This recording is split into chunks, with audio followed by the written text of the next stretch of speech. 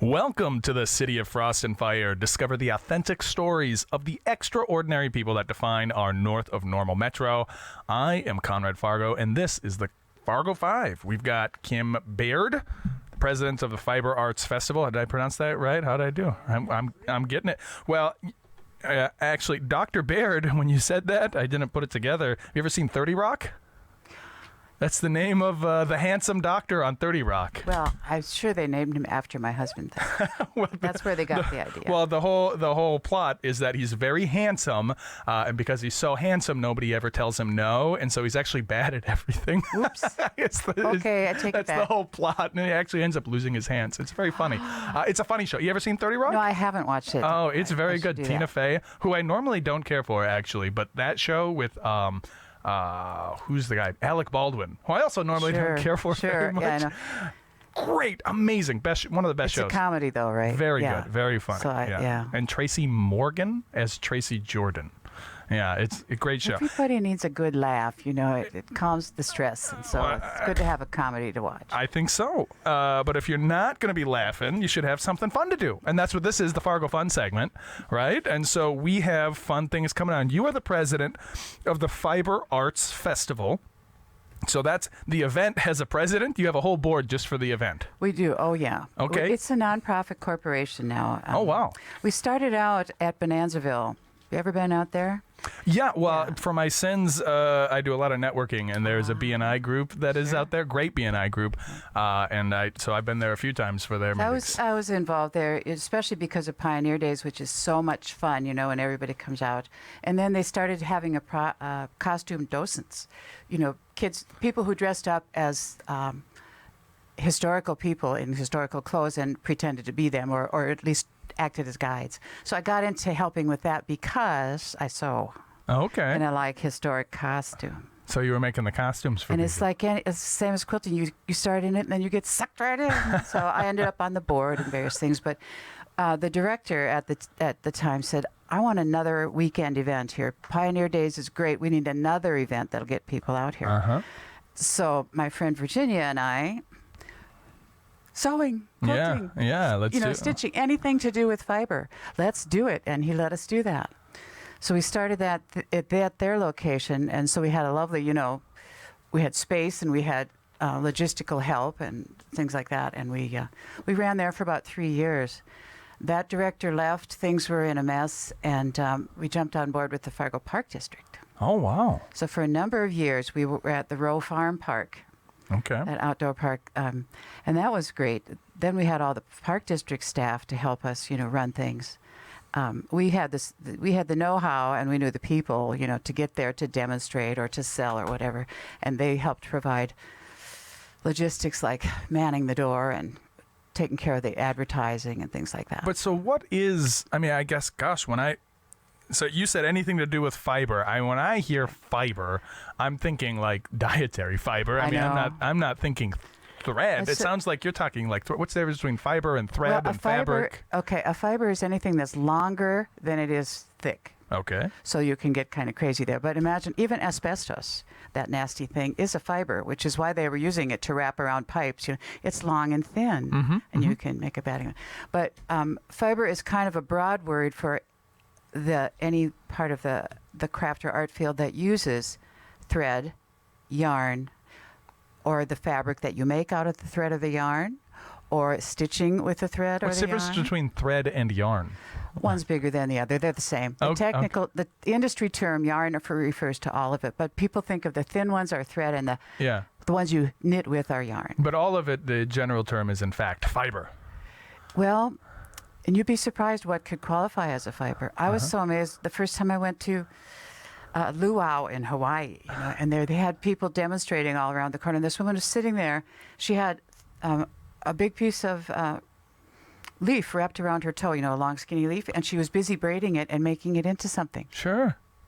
Well, that's fiber too, isn't it? Yeah. think of people who make baskets. That's the kind of fiber they use. It's, things that have been growing in the ground, or they peeled the bark off trees or whatever to make baskets. Well, and that's almost what I would imagine, like if I was to think of the Fiber Arts Festival, because I think fiber, I think dietary fiber, I think plants, I'm thinking art made from plants. Like that's kind of where my brain would have, walking in here knowing nothing about it.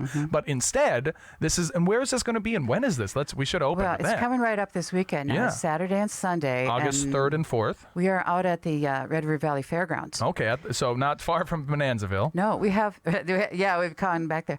We have the Hartl Building, which is great because it's all of our people are in one place there under that roof, and it's air conditioned. Oh, and it has indoor plumbing. Yeah, and free admission. It is free. So you pull up to the fairgrounds. I don't know if I've been there when there's not the fair. It's big empty parking on one side, or how do you park? You drive in that road where you enter. You just keep driving until you come to the first building that you can't drive through, and that's where we are. And that's where you are. And you're in the parking lot. I think the junk market was there. I think Kelly it could have been. Junk Market. Yeah, if I'm saying her name correctly, now I'm all anxious about that. So you come in. What kind of attendance are you imagining? Is the parking lot just going to be full of people? You've done this before? It tends to be full. Yeah, and it's always hard to say. We should get 600 for the weekend. Wow. We might get less. Who knows? Last year we got this huge flood of rain on the Friday. You had to kind of swim through the parking lot at one point at the end of the day. It was freaky. And so the people who are coming, I mean, they're there because they do a lot of crafts. They do a lot of quilting or anything with fiber. Well, I can think of a few friends off the top of my head. A big part of what we have is local people who make things to sell. Somebody's got a sheep farm. They process the sheep. The sheep wool, they make yarn out of it, or they buy somebody else's hand-spun yarn and dye it. Fascinating colors. Can you make yarn out of dryer lint? No. Why not? Because the fibers are too short. They're too short. But you know what felt is? Like if you have felt liners in your boots, or felt is made out of sheep's wool, or some other wools might work too, without spinning it into yarn. Okay. Because you use some hot water and some soap, and you agitate and agitate and agitate. It gets all tangled up, and it makes a fiber that you can't tear apart. Just that simple. A few years ago, we had a whole house made out of felt at the Fiber Arts Festival. It's called a yurt.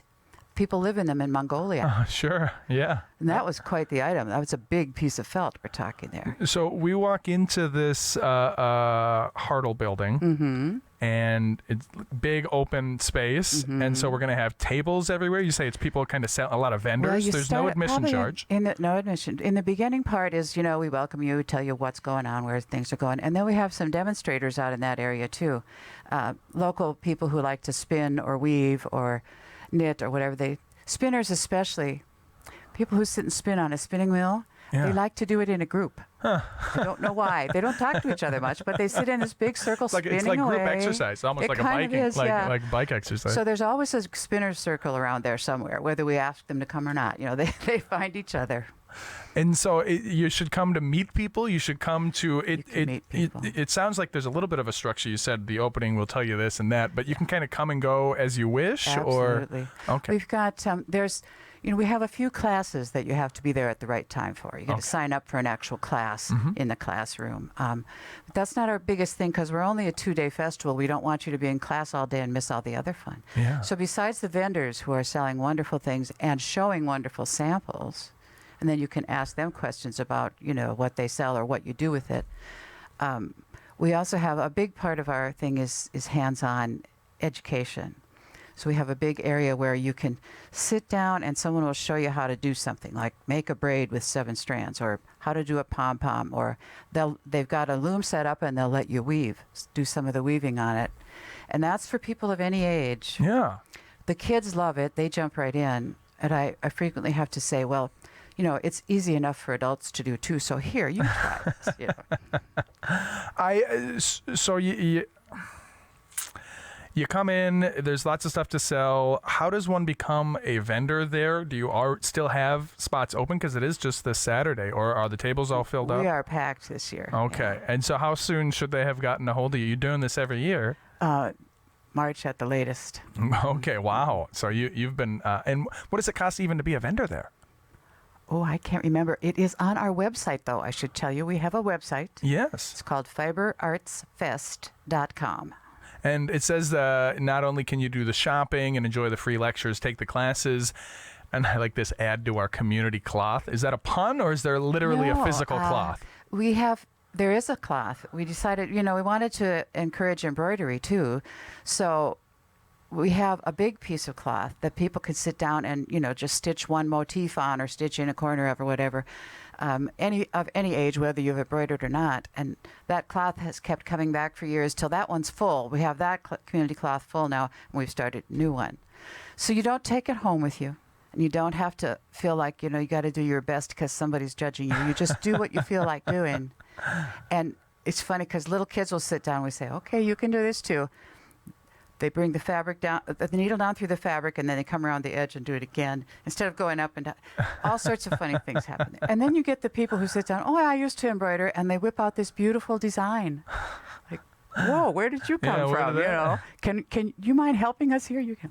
So it's kind of a thing. We show last year's, the previous year's community cloth. We show people, and some kids come back and visit their piece they put, and they get to see, hey, I did that. That's very cool. So that one is just for embroidery. And also there's going to be food. Yeah. How many, you got like food trucks? You got people bringing food into the building? The fairgrounds has a vendor that they've subcontracted, concessionaire. So it's going to be like fairground food? Is it going to be like corn dogs? And okay. It's love that junk the food. basic 3 choices and desserts probably. Awesome. And drinks, but. One more time, tell us where it is, when it is, anything else you want to say? This Saturday and Sunday. So Saturday's our long day. It's 9 to 5. Okay.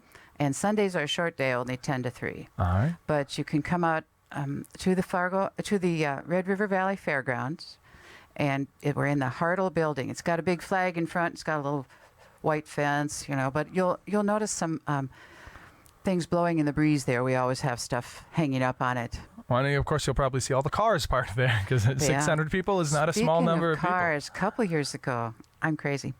I decided that it would one way to advertise the Fiber Arts Festival would be to cover a car with knitting and crochet. Yes, that would be great. I should have bought a smaller car. Oh no! I mean, like a teeny weeny car.